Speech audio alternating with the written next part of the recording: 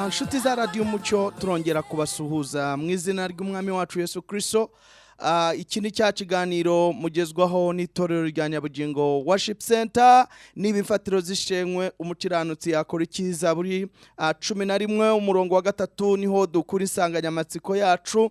N'ibifatiro zishenywe umukiranutsi yakora iki ni igihe n'umwanya n'isaha n'iminota yo gusuzuma urufatiro rwawe ukareba uhagaze ute, ukareba uracyahagaze ku rufatiro, nubwo byaba waba warahuye n'insanganya mu buzima, yaba ari ibigeragezo, yaba ari ibikomeye mu buzima bwawe, ntabwo yari impamvu yatuma uva ku rufatiro.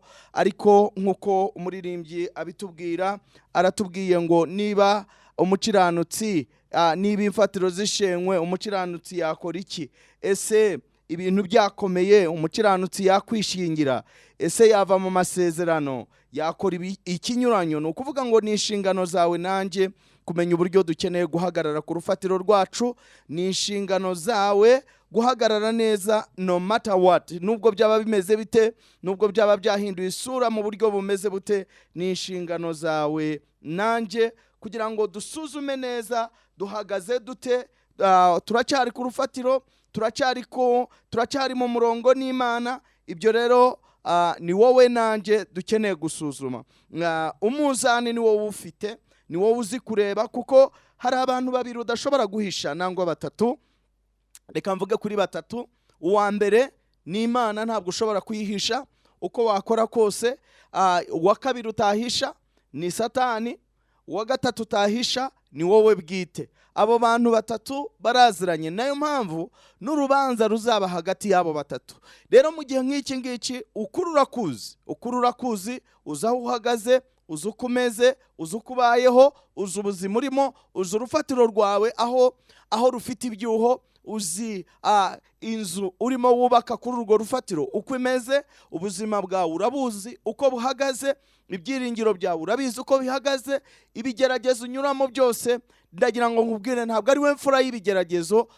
Ibyo bigeragezo unyuramo hari benshi. Bibiliya iratubwira ngo dufitiye igicucu nangwa se igicu cy'abahamya benshi bageragejwe nk'uko twageragejwe, bahuye n'isanganya nk'izo twahuye nazo. Rero nta buryo na bumwe dufite nk'abana b'Imana bwo twakwitwaza bwatuma tugaragaza ko twananiwe kubw'impamvu runaka. Niba ari indwara, hari abanyuze mu ndwara. Niba ari ubukene, hari abanyuze mu bukene. Niba ari ubupfubyi, hari abanyuze mu bupfubyi. Niba ari ubugumba, hari ababunyuzemo. Niba ari ukuba umupfakazi, hari ababibayemo. Niba ari ugusigara wenyine uri incike, birashoboka. Hari benshi muri Bibiliya dusoma basigaye bameze gutyo, ariko basigara bakiringiye Imana. Hari benshi banyuze mu buzima bugoye, mu bigeragezo bigoye, mu madeni. Bibiliya itwereka umugore umwe wageze naho ajya mu madeni. Bibiliya itubwira ngo bajya no guteza cyamunara umwana we, bajya kumugura. Tekereza ideni aho rigera kugira ngo rijyane umwana wawe. Cyari ikintu gikomeye. Utagira ngo rero muri ubwo buzima ni wowe urimo wenyine, ni wowe mfura yabyo wenyine. Hari benshi babinyuzemo ariko bagasigara ku rufatiro. Biracyashoboka. Uneza amatwi urimo uvuga ngo ntabwo byashoboka, ibyanjye birarenze. Ndagira ngo nkubwire, biracyashoboka. Reka duce bugufi dusenge, nyuma duhite tujya mu ijambo ry'Imana, turebe imfatiro zacu, twongere dusuzume, twongere turebe, twongere tuzisane, kuko Imana yacu niyo kwiringirwa. Data, mu izina rya Yesu, nongeye kugushima kubw'umugabo n'umugore baduteze amatwi igitondo cy'uyu munsi. Uwo muntu uwo ari we wese, yaba ari umusore, yaba ari umwana, yaba ari umukecuru, yaba ari umusaza, ubuzima arimo ubwo ari bwo bwose, ahari icyiciro arimo icyo ari cyo cyose, ubuzima n'ibyo anyuramo uko byaba bimeze kose, uri mu kazi, uri mu nzira, aba ari ahantu hatandukanye aho bari, turavuga ngo Mwami, ijambo ryawe rivugwa, reka ubwoko bwawe buhabwe umugisha. Reka ikiganza cyawe gikomeze kwigaragaza ku buzima bwa buri wese uduteze amatwi. Ntasigare uko yari ameze. Imbaraga zawe zigaragaze kuri we, ubutware bwawe bugaragare kuri we. Ndaheza mu izina rya Yesu buri buriganya bwose bw'umwanzi, mayeri umwanzi yakoreshaga kugira ngo amwereke ko Imana yamutaye itakiri kumwe nawe, turavuga ngo Satani waratsinzwe, n'imirimo yawe nta mbaraga nta n'ububasha ifite.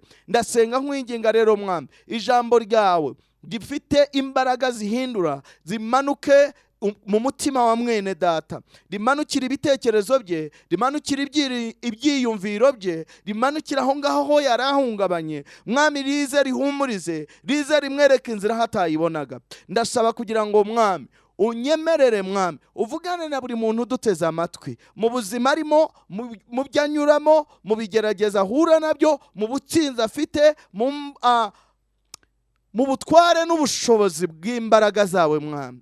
Uhumurize umutima w'umwana wawe w'ubwoko bwawe wuduteze amatwi, ikuzo n'icyubahiro bibi byawe, ni mu izina rya Yesu, amen. Inshuti yanjye rero, uyu munsi ndashaka kuvugana nawe ku ijambo rivuga ku Mana y'ibidashoboka. Ndashaka kuvugana nawe ku Mana y'ibidashoboka. Mu buzima urimo, ushobora kuba ufite ahantu urimo unyura ukicara ukavuga uti uyu munsi noneho ibyanjye birarangije. Hari n'abateze buriya buri kenshi buri uko Imana ishaka kugira ibyo ikora. Hari abantu bamwe buriya umukino mwiza iyo udafite indorerezi buriya ntabwo uba mwiza. Hari abantu bamwe rero babayeho mu buzima bumeze nk'ubw'indorerezi.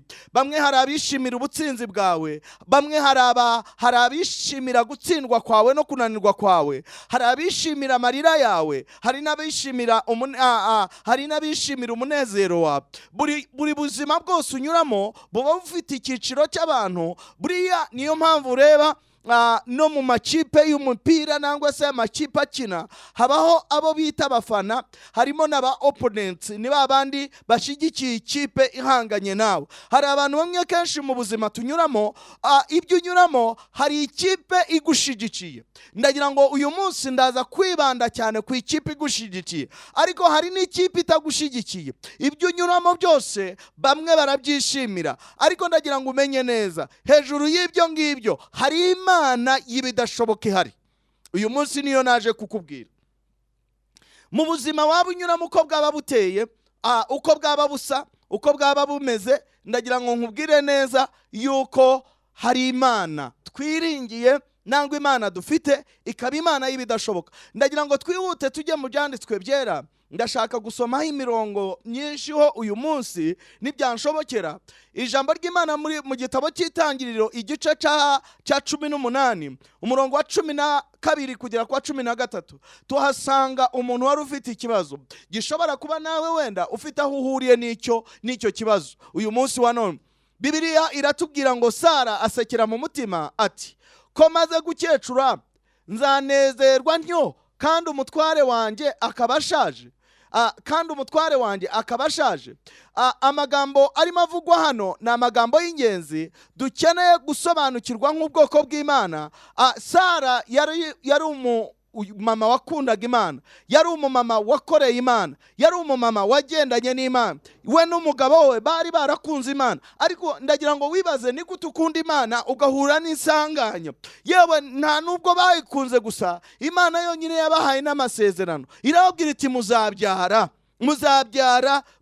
umwana, muzabyara abana, na ndetse uri sekuruza w'amahanga. Imana imwereka umunsi umwe yaramusohoye yacitse intege, imusohokana hanze, iramwereka, ndagira ngo wubure amaso urebe hejuru. Arangije arareba abona inyenyeri, aramubwira ati nuko urubyaro rwawe ruzangana.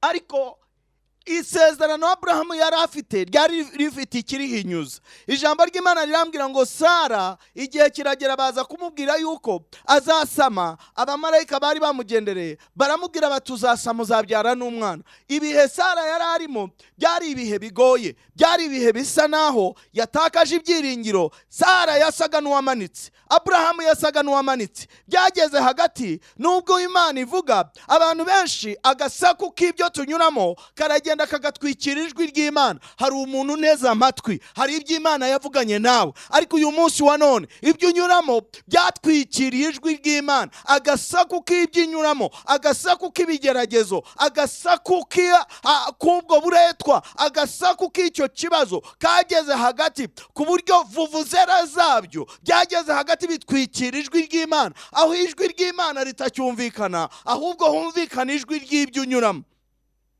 Sara nawe niho yarageze ahantu agasaku k'ibyo anyuramo kaba karatwikiriye isezerano ry'iby'Imana yavuganye nawe. Sara asekera mu mutima ati, ko maze gukecura nzanezerwa ntyo, kandi umutware wanjye akaba ashaje. Ijambo rirambwira ku murongo wa 13, Uwiteka abaza Aburahamu ati, ni iki gishekeze Sara? Akibaza ati, ni ukuri koko nzabyara nyecuye? Hari igihe unyura mu bigeragezo bikagera hagati ukumva wariyakiriye, ariko ndagira ngo nkubwire, kwa kwiyakira ni ukuvuga ngo wemeranyijwe n'imibereho, wemeranyijwe n'icyo unyuramo, wemeranyijwe n'icyo umwanzi akora, wemeranyijwe n'ibigeragezo. Ariko ijambo rirambwiye neza, Sara amaze guseka, Uwiteka yaramubajije nk'uko arimo abazunteza amatwi, watakaje ibyiringiro uyu munsi, ubona ko nta nzira y'ibyo unyuramo, ubona yuko nta herezo ryabyo. Ndagira ngo nkubwire neza ngo Imana twiringira ashobora cyane. Ijambo ry'Imana rirambwira ku murongo wa 14, haravuga ngo hari ikinaniro Uwiteka se? Mu gihe cyashyizweho, igihe cy'umwaka nikigaruka nzakugarukaho, Sara abyare umuhungu. Aya magambo ni ingenzi nshuti yanjye. Mu gihe Imana yashizeho mu butware bwayo, ese hari ikinaniro Imana? Ese hari ikinaniro Uwiteka? Ndagira ngo naje kukubwira Imana y'ibidashoboka. Aho abantu bagera hagati bakumva byarangiye, aho abantu bagera ku rwego rwumva yuko nta herezo, aho abantu bumva yuko nta cyerekezo, aho abantu bumva yuko nta nzira, aho abantu bumva yuko byarangiye, aho abantu bamanitse, aho abantu batakireba yuko hari akeza kabayo. Ndagira ngo nongere nkubwire, Imana yacu ntabwo inanirwa. Umuganga yananirwa, abantu bananirwa, abantu bashobora kunanirwa, ariko twiringiye Imana. Niyo Mana y'ibidashoboka. Ibyakunaniye Imana irabishoboye, ibyo udashoboye Imana irabishoboye, ibyo abavandimwe badashoboye Imana irabishoboye, ibyo amafaranga adashoboye Imana irabishoboye, ibyo ubutunzi rega nabwo bujya bunanirwa. Hari igihe ushaka ibintu ukicara ukavuga ngo yewe sinzi uko biri bugende, ariko ijuru rirahari. Ijambo rirambwiye ngo Imana yonyine irahumuriza, irongera guhumuriza, ibwira Aburahamu, iramubwira iti, se mu gihe nk'iki ngiki nzagaruka aho uri. Nubwo Sara asa n'uwatakaje ibyiringiro, yibaza ngo bizashoboka, ese nzabyara nyecuye? Reka nkubwize ukuri, ushobora kuvuga ngo ntaho byaturuka kubera ko ndi umukene, ntaho byaturuka kubera ko nta nzira, ntaho byaturuka kubera ko nta umfata ukuboko. Wa mugabo wari ku kidendezi we yaravugaga ngo amazi yo yihindurije abandi bantangamo, kuko ntawe mfite unjugunyamo. Hari igihe wicara wumva yuko hakabaye ugufata ukuboko, ariko ndagira ngo nkwibwirire nshuti yanjye, Imana irashaka ukwifatira ukuboko yonyine, kuko niyo yonyine ifite ubutware, niyo Mana y'ibidashoboka. Ndagira ngo aho uri, aho wari utakarije ibyiringiro, ndagira ngo nkubwire ngo iyo mibereho ifite uwo yumva. Wowe ishobora kutagutega amatwi, ariko nyiri ububasha uwo ni wamuhindukirira, ukaba ari uhanga amaso. Uwo ufite ubushobozi ni Imana y'ibidashoboka, ni Imana y'ibidashoboka. Iyo Mana yaremye umubiri wawe, iyo Mana yaremye imitsi yawe, iyo Mana yaremye imishokoro yawe, iyo Mana iha umugisha abandi, iyo Mana ikingurira abandi, iyo Mana yubakiye abandi ngo, iyo Mana ikinguriye abandi kubw'akazi, iyo Mana igiriye neza, iyo Mana itarobanura ku butoni, niyo Mana y'ibidashoboka. Ishobora no gutuma ibyawe bishoboka, ishobora no gutuma ibyawe bikoreka, ishobora no gutuma ibyawe. Gusa ndagira ngo nkusabe, rekeraho kumva agasaku k'ibyo unyuramo.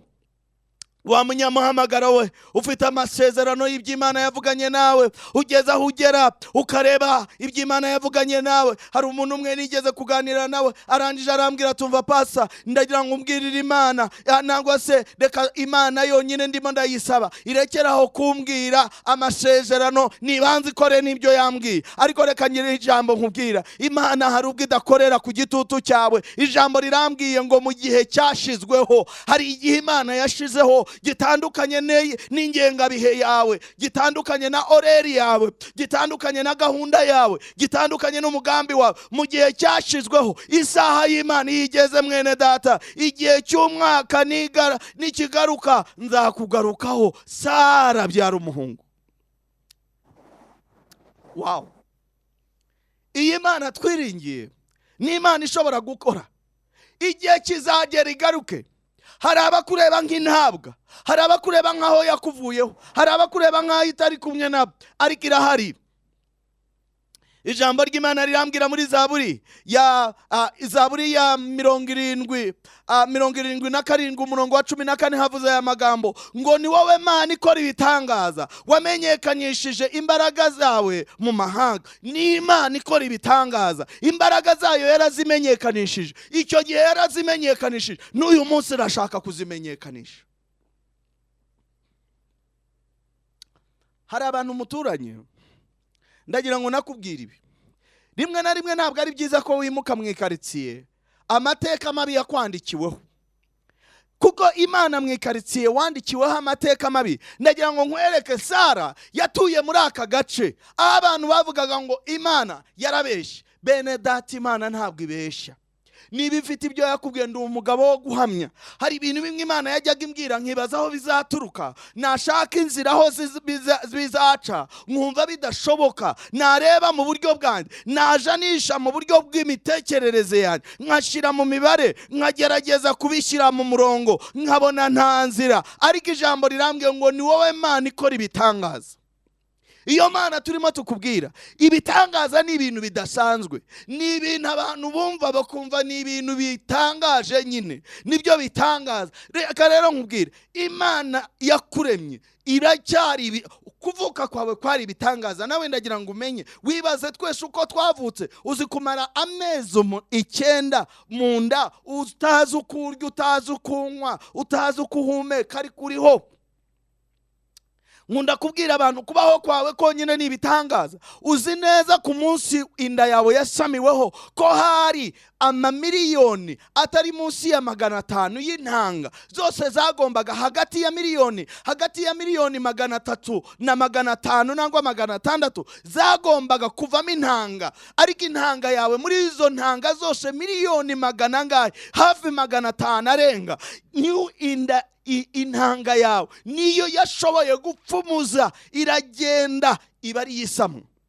Kubaho kwawe konyine ni ibitangaza kugira ngo ubeho uyu munsi wa none. Iyo Mana rero, ijambo rirambwiye ngo ni wowe Mana ikora ibitangaza, wamenyekanishije imbaraga zawe mu mahanga. Ndagira ngo nkubwire, Imana igiye kumenyekanisha imbaraga zayo kuri abo bahinyuzaga imikorere yayo ku buzima bwawe, kuri abo bahinyuzaga umugambi wayo ku buzima bwawe, kuri abo babonaga Imana itakiri kumwe nawe, kuri abo babona gusa n'intabwa, kuri abo babona gusa n'utagira kirengera. Hari umurengezo dufite. Ijambo ry'Imana rirambwira muri Matayo igice cya 19 umurongo wa 26 haravuze ngo Yesu arabitegereza arababwira ati, ibyo ntibishobokera abantu, ariko ku Mana byose birashoboka. Ntabwo ari kimwe nshuti yanjye, ku Mana byose birashoboka. Imana ntabwo ishobora bimwe gusa, Imana ishobora byose. Nawe niba aho wari uri, ndagira ngo nkwisabire mu izina rya Yesu, iyo Mana ishobora byose n'uyu munsi iracyabishobora, n'uyu munsi iracyabikora. Uko yabikoraga kera, n'uyu munsi niko ikibikora. Za mbaraga zayo ziracyahari.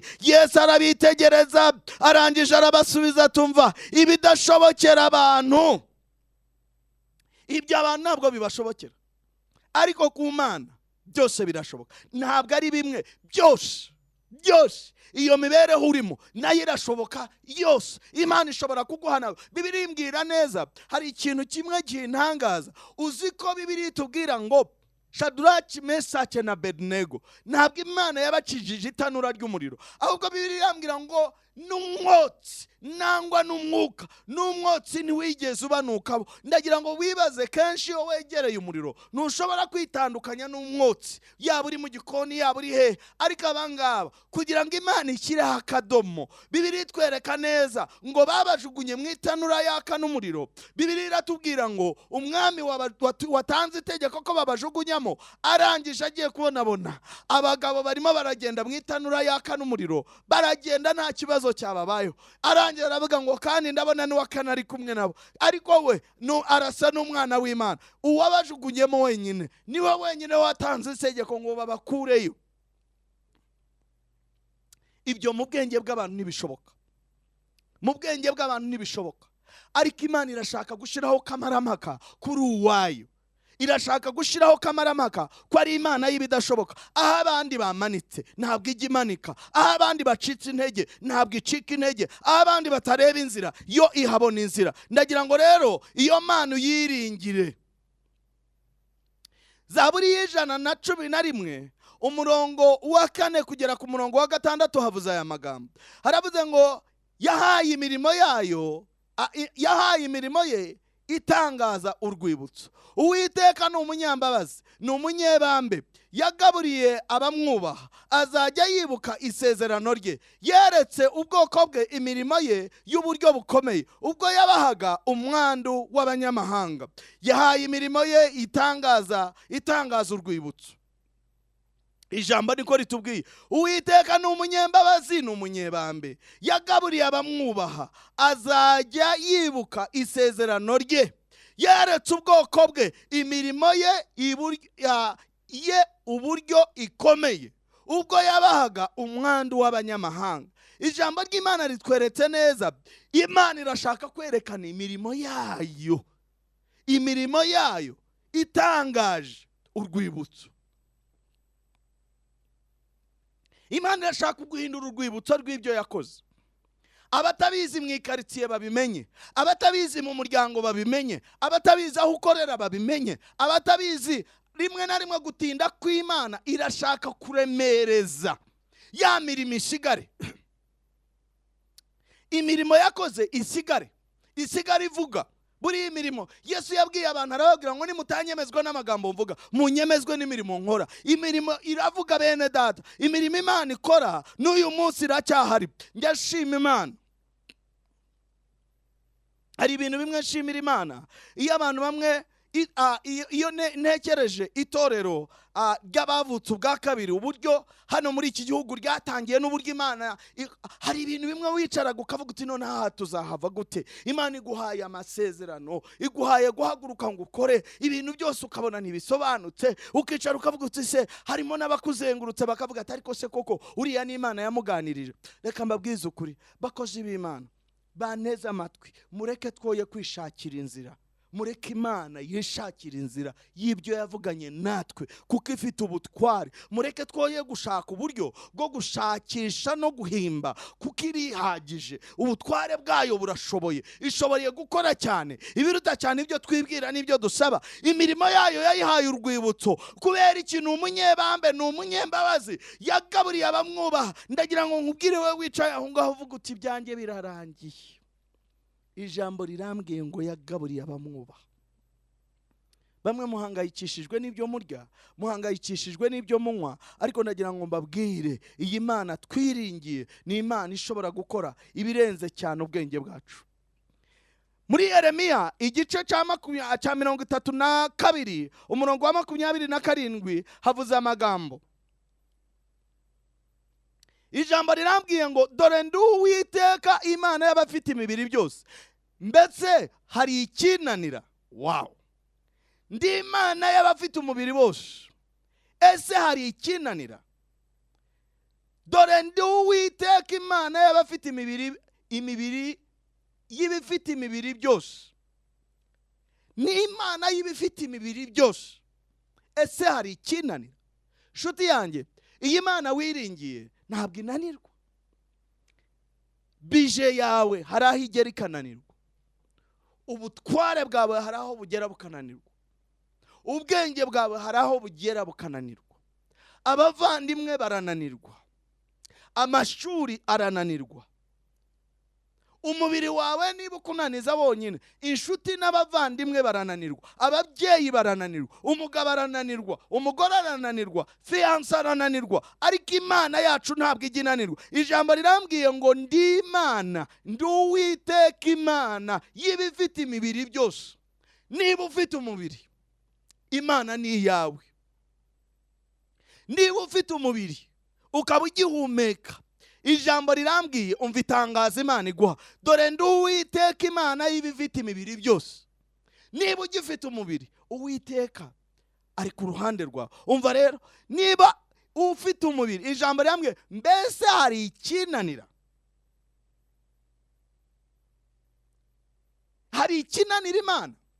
Imana yacu ntabwo ijya inanirwa. Abantu barananirwa ariko yo ntabwo inanirwa. Ndagira ngo nkongere nguhumurize nkubwira ngo ntucike intege kuko ntabwo ijya inanirwa.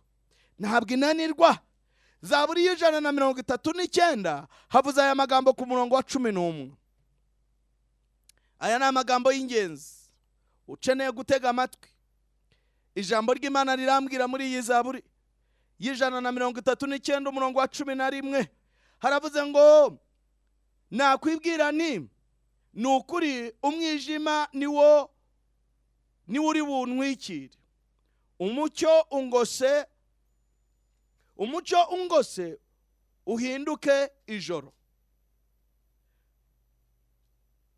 Iri jambo uyu mwanditsi yageze ahantu abona umwijima umugose, yakwicara akabona ibirenge bye biragoswe.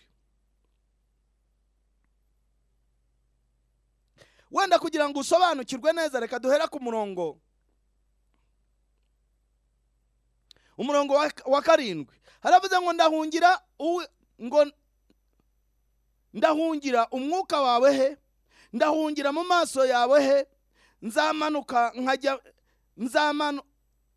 nazamuka nkajya mu ijuru uriyo, nasasa uburiri bwanjye ikuzimu uriyo, nakwenda amababa y'umuseke ngatura ku mpera y'inyanja, aho naho ukuboko kwawe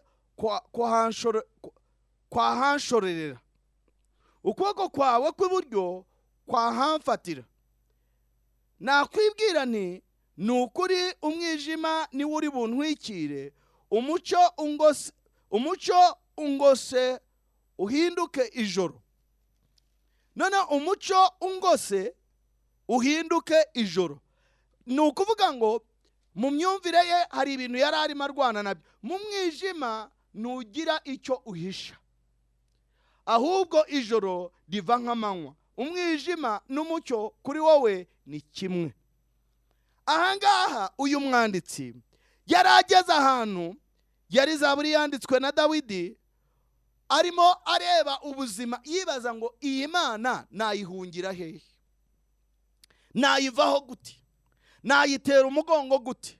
Ese birashoboka mu mibereho ndimo, mu buzima ndimo, mu bigoye ndimo, mu bigeragezo ndimo, mu marira ndimo, mu ntambara ndimo, mu kurwanwa ndimo, mu bigeragezo ndimo? Ese harimo na bamwe batekereza ngo iyi Mana nayihisha, hari ibyo nakora itareba. Hari abantu bamwe bagenda bakajya gukora ibintu mu mwijima atekereza ngo Imana ntimureba. Reka ngire ijambo nkubwira, wowe utinya abashumba, wowe utinya abarimu, wowe utinya abapotiri, wowe utinya abigisha, wowe utinya abavugabutumwa, wowe utinya abahanuzi kurusha uko utinya Imana, uribeshya. Imana nta na hamwe abantu batakureba irakureba. Uyu mugabo yari arimo avuga ngo naho nagenda umwijima ngo untwikire, nta na hamwe ushobora kwihisha imbere yawe. Ni Imana y'ibidashoboka. Twebwe ibyo dutekereza, hari ibintu bimwe bigutangaza. Iyo abantu bafite ibintu by'ikoranabuhanga nk'ibintu byo bita satellites ni ibintu bimwe biba mu kirere ariko bishobora gufata amashusho y'ahantu runaka. Satellite twebwe hano hari ubwo dutekereza ngo ni nijoro, ariko satellite zimwe ziri mu birere mu bihugu byateye imbere nta kintu na kimwe gishobora guhishwa, ureba ahantu ukagira ngo ni ku manywa y'ihangwe. Twebwe mu mwijima, nubwo ryaba ari ijoro ry'icuraburindi, nubwo haba ari mu mvura imeze gute, iyo ayo mashusho aragaragara. ndagira ngo mbabwire rero, niba abantu barakoze ibyo bintu, Imana yo ifite ubutware buruta ubwacu.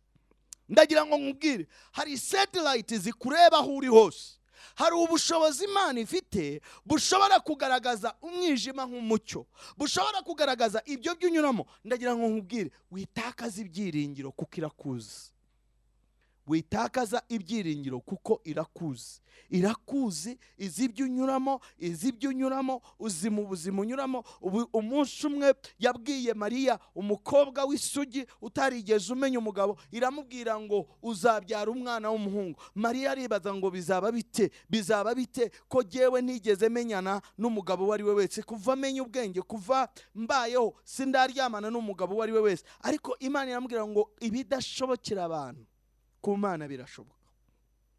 Muri Luka niko, iyo usomye Luka igice cya mbere umurongo wa 37, ibidashobokera abantu ku Mana birashoboka. Ibyo abantu bareba ko bidashoboka, Imana irabishoboye. Inshuti yanjye, naje kukubwira Imana y'ibidashoboka. Aho uri hari byari bikugarije, wicara wibaza ngo birarangiye. Ndagira ngo nkubwire, Imana yacu ntabwo inanirwa. Ijambo Imana ivuga ntabwo rishobora gusubira yuko rimeze. Imana, hari umuntu yantumyeho uyu munsi ngo mvugane nawe ko ari Imana y'ibidashoboka. Urashaka kujya hehe? Ese urayivaho ujye gushaka ibishoboka? Urayivaho kugira ngo urebe ko ibidashoboka bihinduka ibishoboka? Urajya mu kabari niho ibidashoboka bishobokera? Urajya mu burayi niho ibidashoboka bishobokera? Urajya kwigurisha ku muhanda? Urajya kwiyahura? Ubwo biragaragaza yuko watanze umuti, nangwa biragaragaza ko wananiwe. Ndagira ngo nkubwire, udatera Imana umugongo, utayivaho, utava muri uwo muhamagaro, utava mu masezerano, utikubita, utayitera umugongo, kuko ni Imana y'ibidashoboka. Ya Mana yabwiye Sara, iramubwira ati mu gihe cyashizweho, igihe cy'umwaka nikigaruka nzagaruka. Sara azabyara umuhungu, abyara umuhungu. Imana yakuvuzeho nshuti yanjye, Imana yakwatuyeho nshuti yanjye, Imana yakuvuzeho nshuti yanjye, kirashoboka. Witakaza ibyiringiro. Iracyashoboye, iracyakora, iracyahindura. Ni Imana ikora ibitangaza, ni Imana ihindura iby'abantu. Imana yahinduye inkuru ya Sara. Mu myaka abantu bamwe bavugaga ngo birarangiye, mu myaka abantu bategerezaga ngo barababikira Sara, ahubwo mu gihe batekerezaga yuko Sara na Aburahamu umwe muri bo agomba gutabaruka, ariko ntabwo ariko byagenze. Ijuru ryaratabaye. Nshuti yanjye, soza, Imana y'ibidashoboka irashaka kwigaragaza mu rugo rwawe, irashaka kwigaragaza mu kazi kawe, irashaka kwigaragaza ku mubiri wawe, irashaka kwigaragaza mu rugo rwawe, irashaka kwigaragaza mu rushako rwawe. Mukobwa mwiza, wikwishingira.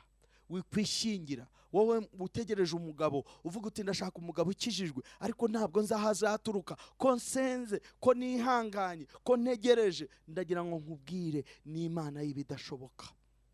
Ni Imana y'ibidashoboka. Izi uko ihinduriza amadosiye, izi uko ihindura amadosiye, izi uko ikora. Hari abantu bamwe bashobora kugukora ku matama, ese iyo Mana wasenze iri hehe? Reka nkubwire, barimo barayiprovoka, barimo barayirakaza, barimo barashaka kugira ngo, reka nkubwire, ntabwo hari igihe iceceka ukagira ngo ntihari, ukagira ngo ntirebe iby'inyuramo, ariko yo irashaka gukora ibidashoboka. Irashaka kwinjiraho abantu, irashaka kwinjira noneho niza icecekeshe n'abari bafite imidomo. Abantu bazi kudomora atansiyo, abantu baravuga, ariko Imana iyo yakoze baraceceka. Hari abantu bamwe bakubwira amagambo ukicara ukagira ngo Imana ntabwo irimo yumva. Imana irumva cyane. Abakubwira amagambo, we witwararike, woye gukora nk'uko bakora, woye kugenda nk'uko bagenda. Tegereza iyo Mana, nk'uko yatubwiye ngo Yesu uko yabashubije n'uwabishubirije, ngo ibidashobokera abantu ku Mana byose birashoboka. Nshuti yanjye, hari aho ugeze ucitse intege, hari indwara abantu bakubwiye ngo iyo ntikira, hari amatangazo. Naje kukubwira ngo Imana nizera ni Imana y'ibidashoboka, ni Imana y'ibidashoboka, ni Imana ikora ibidashoboka. Imana y'ibidashoboka, the God of impossibilities. Imana y'ibidashoboka. Iyo Mana y'ibidashoboka iracyari ku ngoma. Iyo Mana y'ibidashoboka iracyakora. Iyo Mana y'ibidashoboka iracyaca inzira. Iyo Mana y'ibidashoboka iracyahindura. Iyo Mana y'ibidashoboka iracyashobora gukora cyane ibiruta cyane ibyo wibwira n'ibyo usaba. Uzi kwirwanaho, wirwanyeho kenshi. Uyu munsi ndashaka kugira ngo ngusabe ibyo ngibyo kenshi wiburanyeho. Uyu munsi bamwe hari abantu mwishobora kuba mwicaye mufite imanza zananiranye, abantu bakurenganya, udashobora kuvuga, ugerageje gukora ibintu bitandukanye, ariko reka nkubwire, Imana izi kuburanira abayo. Hari n'abashobora kukuburanya bakagutsinda batari mu kuri, ariko ndagira ngo nkubwire, ni Imana ishobora gukora. Ni Imana ishobora gukora, igaseruka, ikaza, igakora ibintu utatekerezaga. Ntabwo birarangira. Ntabwo birarangira. Ntabwo birarangira. Ntabwo birarangira ukiri kumwe n'Imana y'ibidashoboka. Ntabwo iramanika ku bwawe. Ndagira ngo uce bugufi dusenge. Ushobora kuba urwaye, ushobora kuba ufite ikibazo. Ntabwo ari giye ukemura ikibazo cyawe, ntabwo ari giye ufite icyo nahindura. Yewe nanjye ushobora kuba mfite ibikomeye, ariko icyo nzi ni kimwe, iyi Mana nkubwira ntabwo nkubwira story gusa. Ni Imana mbonye ikora ibidashoboka. Ni Imana mbonye ica inzira. Ni Imana mbonye ice akanzu. Ni Imana mbonye igira abantu icecekesha. Ni Imana mbonye icecekesha umwanzi Satani wari wigaragambije. Ni Imana iguha ijambo aho wari buriye. Ni Imana ihindura amateka yawe. Ni Imana ikiza. Ni Imana yunamura. Ni Imana ikiza. Ni Imana yimika kandi ikimura. Ni Imana ifite ubutware. Iyo Mana rero irashoboye, ishoboye gukora cyane. Ndagira ngo uce bugufi dusenga. Data, mu izina rya Yesu, magaze mu butware n'ubushobozi nahawe nk'umwana wawe kandi nk'umugaragu wawe. Hari umudamu, hari umugabo, hari umusore, hari umukobwa, hari umumama uneze amatwi, hari umwana, hari umukecuru, hari umusaza uneze amatwi uyu munsi, wituriye mu gihugu gisa nkaho kibidashoboka. Areba ibyo arimo akabona ibidashoboka, areba iruhande rwe, akareba iburyo, akareba ibumoso, arabona agoswe n'ibidashoboka. Ariko uri Imana ispecializinga mu bidashoboka. Ibidashoboka ni wowe ubifiteho umwihariko. Ni wowe ufite ijambo rya nyuma ku bidashoboka. Ni wowe uhindura ibyo abantu badashobora guhindura. Ni wowe ucecekesha ibyo abantu badashobora gucecekesha. Magaze mu butware, ndategeka buri kintu cyose cyari cyarigaragambije ku buzima bwe, ku mubiri we, ku kazi ke, ku rushako rwe, ku rubyaro rwe, ku bana be, ku mugabo we, ku mugore we, ku iterambere rye, ku muhamagaro we, ku masezerano. Ndavuga ngo wowe wari wihimbaje, nta butware ufite. Mu izina rya Yesu, Imana yacu ikora cyane ibiruta cyane ibyo twibwira n'ibyo dusaba. Turatuma ijambo ryayo, rimwe ritananirwa, rimwe yohereza rigakiza abarwayi, rimwe yohereza rigakura abantu ku gisasiro, rimwe yohereza, rimwe ituma rigakora. Iryo ryaremye isi, iryo ryaremye ibidashoboka, niryo nohereza rimusanga haryana, rimusanga aho yicaye, rimusange muri ubwo buzima, rimuteturure, rimwambure igisuzuguriro, rimwambure ubwo buzima. Mu izina rya Yesu, Imana ikwimure mu isi wari urimo, mu gihugu wari urimo, mu mibereho wari urimo y'ibidashoboka, ikwicaze mu bishoboka mu izina rya Yesu. Ndatangaza iyo nditabyara ibyare, ndatangaza iyo ndwara ikire, ndatangaza icyo cyakwigaragambirijeho kikurekure mu izina rya Yesu. Nta butware gifite, buri imbaraga zose zihimbaje, yaba ari imbaraga z'abadayimoni, yaba ari iz'abarangi, yaba ari iz'abapfumu, yaba ari iz'anyabingi, yaba ari iz'anyaburezi, ndazanze mu izina rya Yesu. Ndazanze umwuka w'ubugumba turawanje, umwuka wo kugumirwa turawanze, umwuka wari wihimbaje ku buzima bwawe buri cyagufasha cyose, buri karandi iyo ari yo yose, buri myuka iyo ari yo yose, Imana y'ibidashoboka ihindura ubuzima bwawe, iguteturure, iguhe ubuhamya bushya, iguhe indirimbo nshya, ihindura amateka yawe, yimure mu izina rya Yesu. Ndatangaza imbaraga zimura uwo muhamagaro wari ugeze ahantu abantu bavuga ngo ntabwo bishoboka. Iyo Mana yavuganye nawe ikuvireyo, iyo Mana yagusanze, iyo Mana yongere yigaragaza. Ndatangaza ibidashoboka bishoboka uyu munsi. Ndatangaza hatari inzira haboneka inzira. Ndahamagara provision, ijuru ritanga umusada aho ukeneye, ijuru rikingura amarembo ahakeneye gukingurwa, ijuru rikora ibyo abantu badashobora gukora. Imbaraga zazuye Yesu mu bapfuye zigaragare, imbaraga zishobora gukora cyane, zikora ibishobora, ibiruta cyane ibyo twibwira n'ibyo dusaba. Uwo muhamagaro mu izina rya Yesu, Imana ikuvireyo, ayo masezerano Imana yibuka yongere kwibuka. Papa, hindura amasezerano, hindura imibereho ya mwene data, hindura dosiye uko abantu bari bayizi, dosiye y'ibyo wamuvuzeho, y'ibyo wamuremeye, amasezerano y'ibyo uvuga ku buzima bwe aba ari yasohozwa.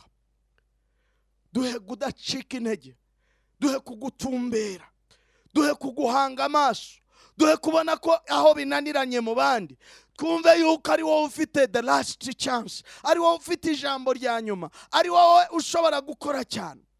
Natuye umugisha kuba duteze amatwi uyu munsi. Urwaye ndagushima ko umukijije, ufite ikibazo ndagushima ko umukuye muri iyo mibereho, imbaraga zawe ko zigaragaza, ikuzo n'icyubahiro bibi byawe, ni mu izina ry'umwami wacu Yesu Kristo, amen.